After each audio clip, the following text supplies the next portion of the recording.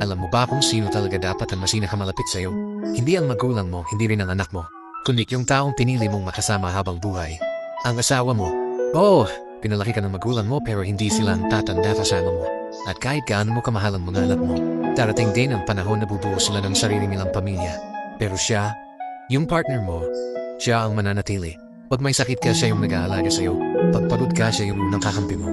Kapag pakiramdam mo gumuho na ang mundo, siya pa rin yung boses na magpapaalala kung bakit ka dapat lumaban.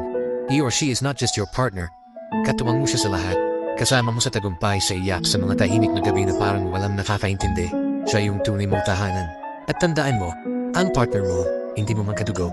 Pero siya ang kinatawag nating kabiyak. Siya ang better half natin. Siya ang kalahati ng buhay mo. Kaya kung matutunan mong pahalagahan at mahalin siya ng totoo, mas buo kang magiging bilang isang tao. Kaya kung minsan nakakalimutan yung pahalagahan ng isa't isa, huwag kayong magtaka kung bakit parang lumalayo ang loob niyong dalawa. Pero pag natutunan niyong magpatawad, magtiwala, at magrespeto, makikita niyo unti-unting bumabalik ang gaan ng samahan.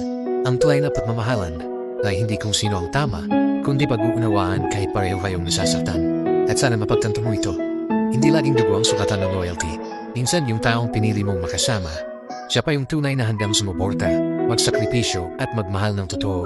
Your partner is not a background character. Siya ang backbone ng peace mo, ng buhay mo, ng tahanan mo. Di siyempre huwag kakalimutan lagi ang Panginoon, na siyang unang-una sa lahat. Dahil kung hindi dahil sa Kanya, hindi ka mabibiyayaan ng mabuting asawa at ng pag-ibig na totoo. Kaya sana ay mapagtanto mo ang nais ipalating ng mensaheng ito.